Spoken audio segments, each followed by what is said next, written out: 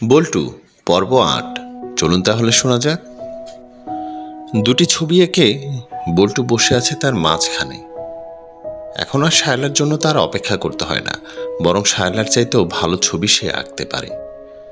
মা বাবা আঁকা ছবিগুলোর দিকে তাকিয়ে বল্টু মনের জমানো কথাগুলো বলে যাচ্ছে। কখনো হাসে, কখনো বেজায় অভিমান, আবার কখনো আবেগে চুমু খায়। রাত অনেক হয়েছে, এখন স্টেশন জনশূন্য প্রায়।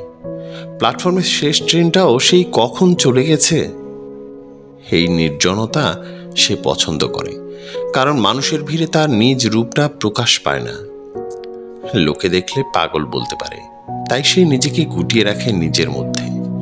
তার এই জগৎটা একান্ত নিজের, যেখানে কোনো লজ্জা নেই, তিরস্কার ভৎসনা নেই, গালি নেই। যা আছে শুধু তার মতো করে ভাবনা ও প্রকাশ। দুটো ছবির মাঝখানে শুয়ে সে সারাদিনের ঘটে যাওয়া সময়টার বর্ণনা করে, অভিযোগ দেয়। কেউ তাকে মারলে, আবার কিছু চমকপ্রদ ঘটনা ঘটলে হাসি দিয়ে উল্লাস করে। বল্টুর রাতের সময়গুলো এখন এভাবেই কাটতে থাকে। রাউন্ডে থাকা পুলিশ চাচা একদিন দেখে ফেলায় বেশ লজ্জা পায়, আবার বিরক্তও হয়। কিরে বেটা, এগুলো কি আইকা তার মাঝখানে শুয়ে আসস? বল্টু কোনো কথা বলে না। পুলিশটা তার মনের ভাবনা বুঝতে পেরে তাকে উঠে আসতে বলে। সে শোয়া থেকে উঠে এসে দাঁড়ায়, তারপর কাছে এনে বাবা মার কথা জিজ্ঞেস করে। আমার বাবা নাই, মাও নাই। মারা গেছে? জানি না। থাকস কার কাছে? কে আছে তোর?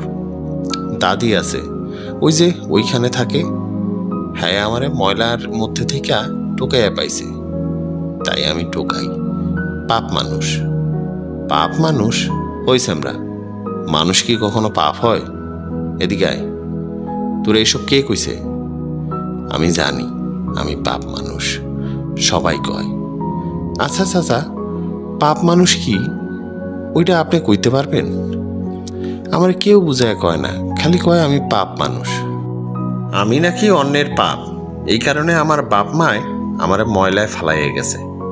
আমি ম্যাডাম আপারেও জিজ্ঞাসি, হ্যাঁও কিছু কয় নাই। যারা এসব কয় তুই তাকে কথা শুনবি না, ওরা তোরে দেখতে পারে না, তাই এমন কয়। শোন, আল্লাহ দুনিয়ায় কোনো মানুষই পাপ হয় না। আমরা মানুষ হইলাম খোদার শ্রেষ্ঠ মাকলুকাত, তাই আমরা পাপ হইতে পারি না। পাপ হয় মানুষের কর্ম। মানুষ যদি পাপ হইতো তাইলে শ্রেষ্ঠ হইতো কেমনে? যারা কয় তারা ভুল কয়। তুই হইলে গিয়া খোদার শ্রেষ্ঠ মাকলুকাত। আল্লাহ আমাকে জ্ঞান দিছে, বুদ্ধি দিছে, তৌফিক দিছে, তাই আমরা পৃথিবীর সব প্রাণীগতিকা শ্রেষ্ঠ, এটা মনে রাখিস। এটা কি বিষয়ে ঘুমাস? তোর বাসায় কাঁথা বালিশ নাই? এগুলো নিয়ে ঘুমা কাজ। আর এখানে ঘুমানো নিষেধ, এটা জানোস না? যা, তোর ঘরে গিয়া ঘুমা। পুলিশ চাচার কথায় বল্টু তার প্রশ্নের কাছাকাছি জবাব পেয়ে গেছে। পাপ মানুষ নিয়ে এখন আর তার কোনো অভিযোগ নেই। এবার সে জেনে গেছে সে সৃষ্টিকর্তার শ্রেষ্ঠ সন্তান। বারণ করায় সেখানে আর শোয় না, এখন শোয় অন্যত্র গিয়ে। এদিকে সারাদিন বৃষ্টি থাকায় একটু একটু শীত ভাব আছে। মাঠের উপর রাখা ম্যানহোলের মোটা সিমেন্টের পাইপগুলোয় অনেকে শুয়ে থাকে। তাদের মধ্যে বল্টুও একটা পাইপ দখল করে নেয়। বিছানাপত্র কিছুই লাগে না, চটের একটা বস্তা আর মাথার নিচে দেওয়ার মতো কিছু একটা হলেই হলো। মাথার নিচে কিছু দেয়া না পেলে তার সঙ্গী সুলতান নামের কুকুরটার গায়ের উপর মাথা রেখে সে শুয়ে থাকে।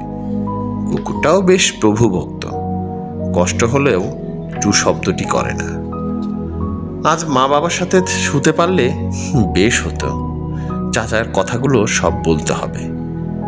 বল্টু আজ বেশ আনন্দিত, কারণ সে তার বাপ মায়ের পাপ না। তবে তার একটা প্রশ্ন এখনো অজানা। যদি পাপ মানুষ না হয়, তাহলে তার বাবা মা তাকে ময়লায় ফেলে গেছে কেন? অন্য কারো বাবা মা তো তাদের ময়লায় ফেলেনি।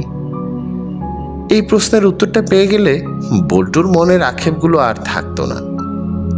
সাহেলার মাকে বুঝিয়ে বলতে পারতো সে পাপ মানুষ না, তাকে আম্মা ডাকতে আর কোনো সমস্যা নেই। অবশ্য এখন তাকে আম্মা ডাকার ইচ্ছেও বল্টুর নেই, কারণ সে তার মাকে আঁকতে পারে, তার কাছে সবকিছু বলতে পারে। তার মা তাকে আদর করে ঘুম পাড়িয়ে দেয়। কল্পনায় এসে তার সাথে লুকোচুরি খেলে, কিন্তু মায়ের মুখ এতটাই অস্পষ্ট যে চেহারাটা দেখতে পায় না। শুয়ে ভাবতে ভাবতে কখন যে ভাবনার জগতে চলে গেছে সে নিজেও জানে না। বল্টু মায়ের সাথে কোনো এক অজানা দেশে ছুটোছুটি করছে। চারদিকে খুব কুয়াশা, কিন্তু সবকিছুই দেখা যাচ্ছে। সে লুকিয়ে আছে আর তার মা তাকে খুঁজে পাচ্ছে না। তারপর পেছন থেকে দৌড়ে এসে মাকে জড়িয়ে ধরে। মা পিছন ফিরে দেখতে পেয়ে তাকে কোলে তুলে নেয়, চুমু খায়, আদর করে দেয়, আরো কত কিছু। মা তার হাত ধরে ঘুরিয়ে ঘুরিয়ে খেলা করছে। কেউ তাকে মারবে না বা গালি দিয়ে বকা দিবে না, সে ভয় নেই এখানে। মায়ের চুলগুলো উঠছে বাতাসে, শাড়ির আঁচল বাতাসে ঢেউ খেলছে, আর সে আঁচলের নিচে এসে বল্টু দাঁড়ায়। মায়ের শরীর থেকে ভেসে আসা মিষ্টি সুবাস নাকে লাগছে, ঠিক যেমন ম্যাডাম আপার মতো। হঠাৎ মায়ের হাত ধরতে গিয়ে সে পড়ে যায় মাটিতে, আর সাথে সাথে তার ঘুম ভেঙে যায়। চোখ মেলে চেয়ে দেখে তার খেলার সাথে বদরুল এসে তাকে ডাকছে। কিরে বল্টু, কামে যাবি না? এত বেলা পর্যন্ত ঘুমাইলে চলবো? নতুন কাম, সকাল সকাল না গেলে বাদ দিয়া দিব কইছে।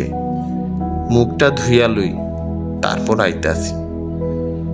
আমরা পত্রিকাগুলো হাতে নিয়ে তারপর নাস্তা কইরা নাইমা পড়ব। তুই তাড়াতাড়ি কর। বদরুল ও বল্টু একসাথে পত্রিকা আনতে যায়।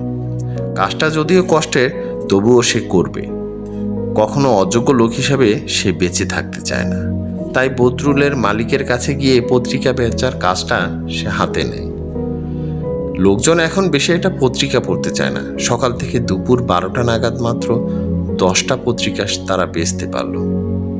মালিক বলেছে সব পত্রিকা বেচতে পারলে তবেই টাকা দিবে, নতুবা কাজ থেকে বাদ দিয়ে দিবে। কেউ পত্রিকা কিনতে না চাইলে তো আর জোর করে দিতে পারবে না। পুরোনা পল্টন মোড়ের রাস্তার পাশে গাছের নিচে গিয়ে বসে পত্রিকাগুলো নিয়ে। কাছাকাছি দুজন ভিক্ষুক বসে ভিক্ষা করছে। তাদের একজন বল্টুকে চিনে। কিরে লাট বাহাদুরের পুত, সারাদিনে কয়টা বেচলি? 10টা। ফকিন্নির পুতের জমিদারি দেখাইতে নাই। এই দেখ, ব্যায়াম থেকে মুই 500 টাকা কামাইয়া ফেলাইছি। 10টা পত্রিকা বেচা কয় টাকা কামাবি? অযথা পরিশ্রম কইরা একবেলা ভাত খাওয়ানোর পয়সাও তো জুটব না। এখনো সময় আছে। এইসব পত্রিকা বেচা দান্দা বাদ দিয়া এখানে বইয়া পর। সন্ধ্যায় গিয়া সারাদিনের খাওনের পর অনেক টাকা বাইসা যাইব। ভিক্ষায় বরকত আছে, বুঝস? বল্টু কোনো জবাব না দিয়ে উঠে চলে আসে অন্যদিকে। সে জানে ভিক্ষা করা ভালো কাজ না। হাতে পায়ে জোর আছে, তাহলে ভিক্ষা করবে কেন? কাজ করতে পারলে টাকা আছে, সম্মানও আছে। ম্যাডাম আপা সেটাই বলেছিল ওদের। আর সেজন্য বল্টু ও তার সাথের কয়েকজন ভিক্ষা করা ছেড়ে দেয়। কিছু না কিছু করার চেষ্টা করে সকলে। যখন ভিক্ষা করত তখন সকলে ভিখারি বলতো, এখন আর সেটা কেউ বলে না। বল্টুর খুব ইচ্ছে এই বড় মানুষগুলোকে ম্যাডাম আপার কথাগুলো বুঝিয়ে বলবে, কিন্তু পারে না। একদিন সে বলেছিল ভিখারিদের মাঝখানে, তখন তাকে গালি দিয়ে মারধর করে সেখান থেকে তাড়িয়ে দেয়। মারের ভয়ে আর কখনো এই শব্দগুলো ব্যবহার করতে পারেনি। কইরে বল্টু, চল সামনের মোড়ে যাই, ওইখানে অনেকে পত্রিকা কিনে। বাহ, এক ফইন্নির পুত আরেকটারে নিছে, সাহেব হইব। বদরুল ও বল্টু কোনো কথা না বলেই সেখান থেকে চলে আসে। ওরা জানে এই মানুষগুলো কখনো ভিক্ষা করা ছাড়া অন্য কিছু করাকে ভালোভাবে দেখবে না। সমাজের জন্য মানুষগুলো তো এদের ওভাবেই দেখে, আর তাই তো তাদের ভিখারি বলে। কিন্তু বদরুল ও বল্টু, তাকে তো আর কেউ ভিখারি বলে না। ওদের বুকে সাহস আছে, তারা অবশ্যই রোজগার করতে পারবে। আর না পারলে কোনো সমস্যা নেই, আল্লাহ নয় ভগবান, কেউ তো খাওয়াবে। এভাবে কিছুদিন চলতে থাকে তাদের। শুরুতে একটু সমস্যা হলেও এখন শিখে গেছে কিভাবে পত্রিকা বেচতে হয়। তাই তাদের আনা সব পত্রিকা দুপুরের মধ্যে বিক্রি করতে পারে। বল্টু তার গ্রুপের কাউকে আর ভিক্ষা করতে দেয় না। সকলকে ম্যাডাম আপার কথা অনুযায়ী কাজ করতে বলে, আর সকলে বল্টুর কথা শুনে যার যেমন সুবিধা অনুসারে কাজ জোগাড় করে নেয়। এখন আর কেউ বল্টুকে নিয়ে হিংসে করে না, তাকে দূর দূর করে তাড়িয়ে দেয় না। সে টোকাই, অনেকে হয়তো সেই কথা ভুলেই গেছে। তাই কেউ আর তাকে টোকাই বলে না। বল্টুর সারাদিনের কর্মব্যস্ততা এখন অনেক বেশি। সকালে নাস্তা খাওয়ার পর ওরা সকলে একসাথে জড়ো হয়, তারপর যে যার মতো দিক বিদিক চলে যায় নিজ নিজ কর্মস্থলে। বল্টু আর বদরুল যায় পত্রিকা অফিসে, সেখান থেকে পত্রিকা এনে রাস্তার মোড়ে, বাসে, ফুটপাতে বিক্রি করে দুপুর পর্যন্ত। দুপুরে খাওয়া দাওয়ার পর এখন আরেকটা কাজ পেয়েছে, পার্কে ও ক্যাম্পাসে পানি বিক্রি করার। বিকেলে চলে যায় ম্যাডাম আপার কাছে পড়াশোনা করতে। সন্ধ্যার পর চলে আসে কমলাপুর স্টেশন। মতিন মিয়ার ভাতের দোকানে 1 ড্রাম পানি তুলে দিলে 50 টাকা পায়। তারপর সারাদিনের ক্লান্তি শেষে সকলে মিলে একত্রে আড্ডা দেয়। এই সময়টা বল্টুর গ্রুপের সকলের জন্য বিনোদন।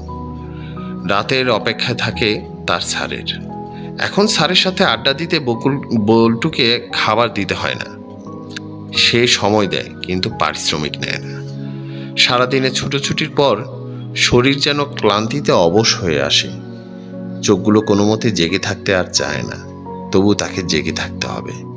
এদিকে রাতের শেষ ট্রেনটাও কখনো কখনো খুব নিষ্ঠুর হয়ে যায়, যেন যাওয়ার নামই নেই।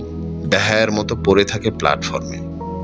ক্লান্ত শরীরে বসে থাকে সে ট্রেন চলে যাওয়ার অপেক্ষায়। ট্রেন ও তার স্যার চলে যাওয়ার পর বল্টুর শুরু হয় আপন ভুবন। শূন্য প্ল্যাটফর্মে নিমিষেই এঁকে ফেলে বাবা মায়ের ছবি। তারপর তাদের মাঝখানে শুয়ে বল্টু হারিয়ে যায় নিদ্রা দেবীর আঁচলে।